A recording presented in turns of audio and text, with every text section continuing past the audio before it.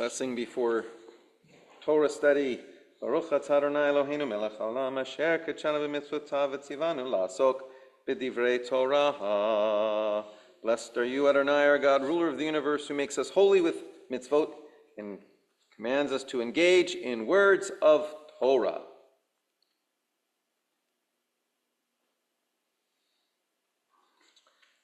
Well, this week's Parsha, Parshat Ekev, has many important themes, so much so that I apologize if I have addressed them before, but they are worth repeating.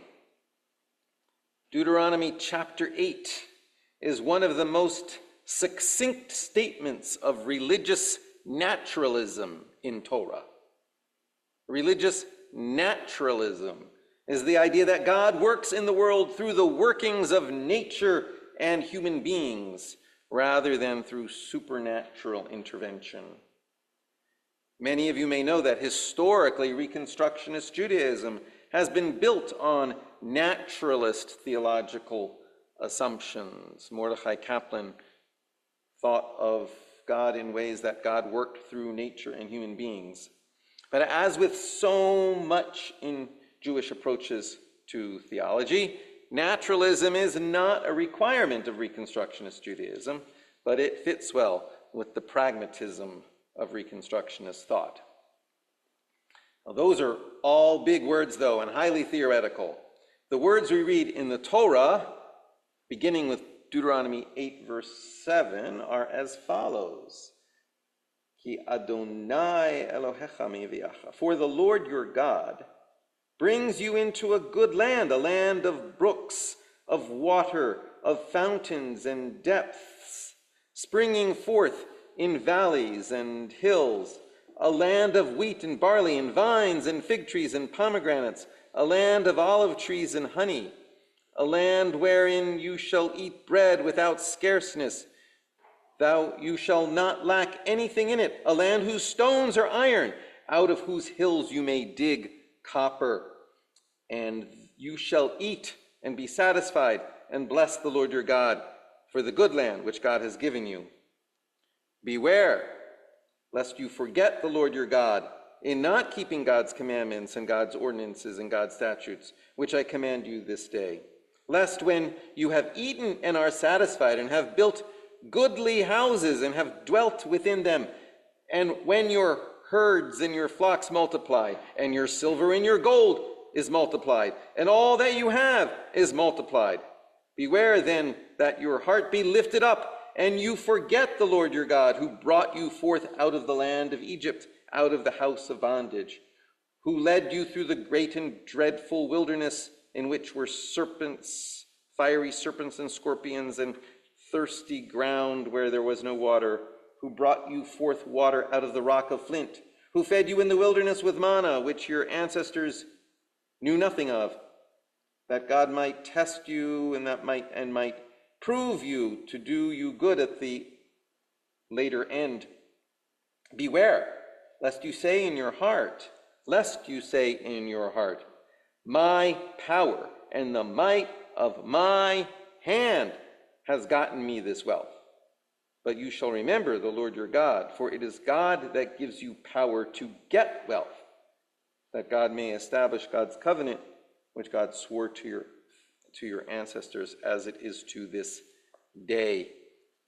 You shall remember Adonai your God, for it is God that gives you power to get wealth, that God may establish God's covenant, as God swore to your ancestors, as to this day. In other words, there is no such thing as a self-made man or a self-made woman. None of us have made for ourselves what we need to gather wealth or find success in the world. We did not create ourselves, period. We did not give ourselves life, body, and soul. We did not give ourselves hands, feet, eyes, ears, mind, body. We did not provide ourselves the ability to move, to build, to talk, to think. Everything we do and are builds on what we were given It is only with what we are given that we are able to build anything, acquire anything, do anything. Everything we are about, therefore, has been given to us. We should never take that for granted. Instead, we should be grateful, hold an attitude of gratitude. We should understand that this is the basis of a covenantal relationship we have with all we call divine. We are called upon to use these powers that we have been given to live lives of mitzvot, to uphold the covenant that comes down to us from our ancestors through our tradition, and which we sense through our own experience as well. Through our tradition and our own experience. As we say at the beginning of the Amidah, we pray towards Eloheinu, our God, the God we sense in our own experience, and Elohei Avotenu, the God of our ancestors, the God we learn of through the tradition that comes down to us through the experience and lessons of our ancestors. And what does the Sefer Torah convey to us about how we are to uphold that covenant? In this week's Parsha, in lines of summary within this week's Parsha, we actually read, and now, Israel, Va'ata Yisrael, Ma Adonai Elohecha shoel mi'imach. And now, Israel, what does Adonai, your God, ask of you? Only to revere the Lord your God, to walk in all God's ways, and to love God, and to serve Adonai your God with all your heart and all your soul, to keep for your good the commandments of Adonai and God's statutes, which I command you this day. Behold, unto the Lord your God belongs the heaven and the heaven of heavens, the earth with all that therein is. Revere the Lord your God, walk in God's ways, love God, and serve God with all your inner life. It says your lev. Your lev is your heart. Biblical language, heart is the seat of the mind. So lev is all of your inner world. And all of your nephesh. Nephesh gets translated as soul, but it's soul integrated with body.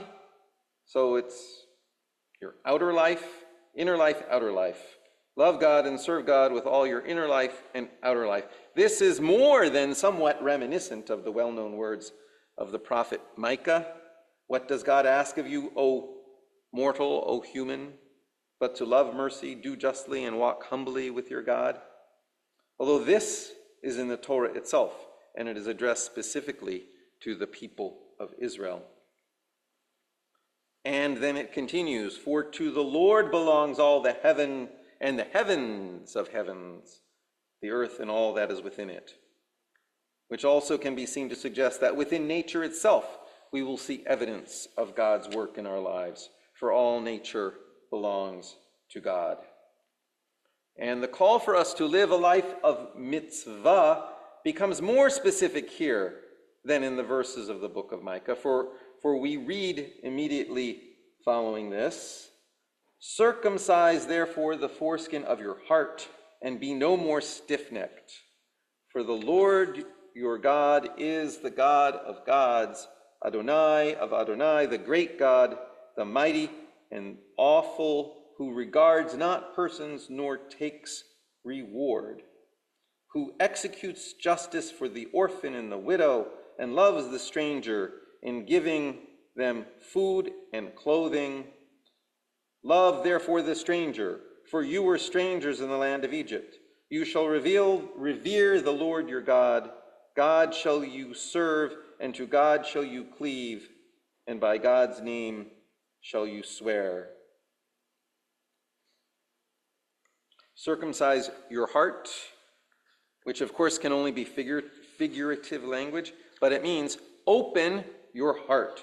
Be sensitive to the call of the needs around you. And in that sensitivity, listen and hear what is required of us. Listen to the great, mighty, and awesome God who regards not persons in deciding questions of justice, nor takes bribes. The Hebrew words are familiar to you. Ha'el, Hagadol, Hagibor, V'Hanorah. Ha'el, Hagadol, Hagibor, V'Hanorah. The great, mighty, awesome God. And here we learn it's the great, mighty, awesome God who stands for justice and who looks after the most vulnerable in society, the orphan, the widow, and the stranger, who are the most vulnerable, and commands us to love the stranger as a means of serving and revering God, God's self. For we too were strangers in the land of Egypt, as we should remember. So in remembering who we are, and in opening our hearts to the needs around us, we are to then open our hands and let God's presence in the world channel through us by means of the powers that God has given us to bring more justice, love, and compassion into the world, expanding God's presence around us. All this we are affirming when we say, Ha'el, Hagadol, Hagibor, V'Hanorah. And all of this provides the context not only for these lines of prayer that open the Amidah, but also for the second paragraph of the Shema, which we recite about the rains falling in their proper time, which sometimes seems so problematic because literally we wonder how that can be true, or we did until the time of climate change. But we read in this week's Parsha,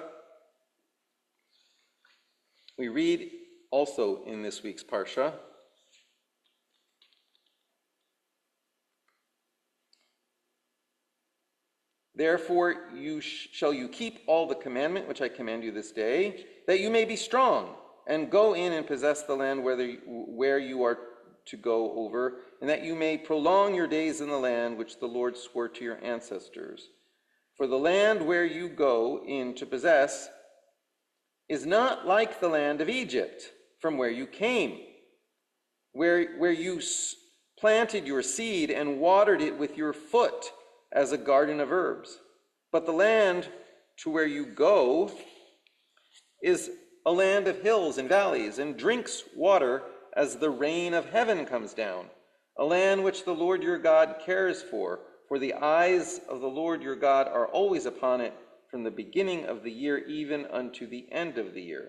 And it shall come to pass, if you shall hearken diligently to my commandments, which I command you this day, to love the Lord your God, and to serve God with all of your lev and all of your nephesh, that I will give the rain of your land in its season, the former rain and the later rain, that you may gather in your corn, your wine, and your oil. And I will give grass in your fields for your cattle, and you shall eat and be satisfied.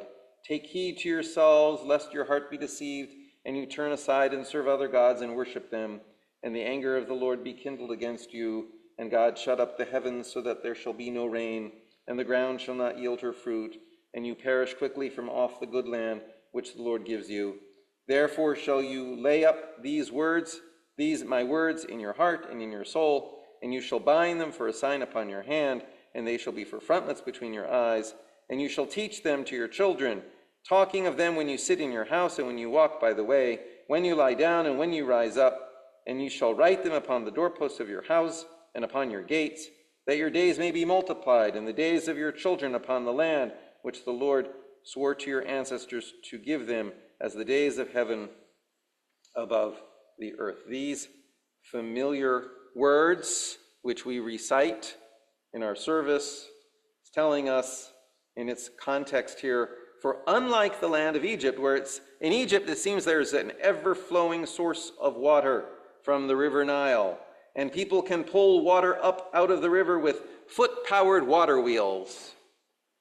And the land of Israel is without major rivers, in contrast, and is therefore heavily dependent on water from the skies. The land of Israel the land itself illustrates our dependence on the natural forces around us for food and for survival, just as we are heavily dependent for all things upon a source of strength beyond ourselves. None of this should we ever forget, whether we are on any given day theological supernaturalists or theological naturalists or any combination in between. We have not fashioned ourselves or provided ourselves with the ability to move, think, create, or acquire anything. All our abilities have been given to us through something beyond ourselves. We must never forget this and always maintain a sense of gratitude. From this gratitude, we are called towards an open-heartedness and an open-handedness. Open-heartedness to hear the needs around us and our obligations towards justice and compassion. An open-handedness illustrated in a readiness to act, to share the abundance we have been given, to allow for justice, love, and compassion to flow out into the world through us. The deep sense of dependence and interdependence laying at the root of so much of this perspective points out to us the importance of community, and also how community becomes for us a container for sacred potential in the world. All this we affirm in our prayers, through how our historical prayers are written, and all they imply. May all our learning of Shabbat flow over into our understandings and actions through the rest of the week. I wish you a Shabbat Shalom.